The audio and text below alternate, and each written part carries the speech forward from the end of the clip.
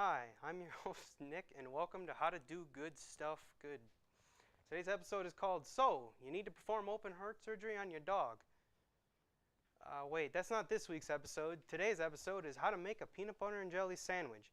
Follow my directions and you won't have a sandwich that looks like this. Before we begin, you'll need your ingredients. First, you'll need bread, preferably containing bread. Next, you'll need milk, but sadly we don't have milk due to budget cuts. You can't forget the peanut butter. I prefer GIF, but my mom doesn't love me enough for that. You also need jelly, duh. Another thing you'll need is your hands to spread the good shit. Only use a knife if you are a wimpy baby.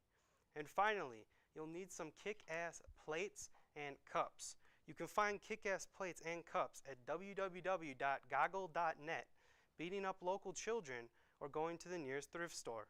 Do whatever is the most convenient for you.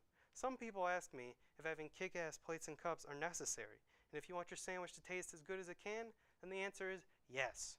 They're also unbreakable. Watch as I demonstrate. See? Unbreakable. Now let's get to it. First, we must simply take the bread out.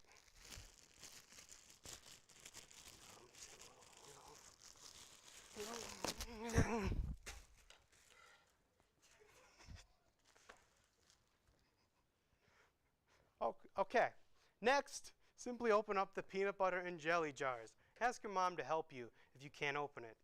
Now, since we're pros, we're going to use our hands to spread the good shit on the bread. Can't believe I'm doing this. After you have peanut butter in one of your hands, you're going to want to slap a piece of bread like it owes you money. Where's my money, you peanut butter bitch? Now, taunt the other piece of bread. Ha ha! I took an IQ test and got a score of 28. Ooh, I bet you're so jelly now. So, what you do for the next step is vitally important. Most people will simply put the slices together, but that's dangerous for two reasons. The first thing you have to do is make sure your bread isn't possessed by Satan. Throw both slices of bread on the ground. Damn. If the slices of bread land with the peanut butter and jelly up, you'll need to douse the bread in holy water. If you don't have any holy water, you can use Diet Mountain Dew instead. Now the second reason you have to throw... Wait.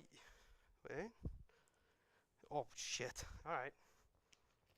Sane proof. All right.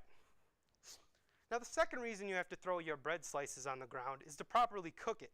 It adds flavor and makes sure your bread isn't raw. Remember the 5-second rule. You want your bread on the ground at least 5 seconds. Once your bread is cooked, you can put the slices of bread together and get a touchdown. See, you're even learning about baseball this episode. Now,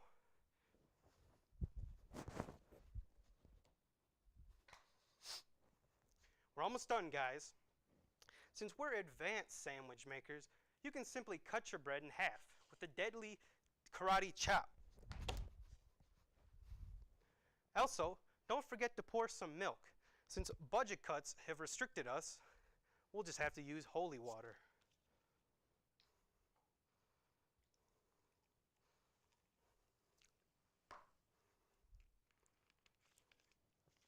Then, all that's left to do is eat up.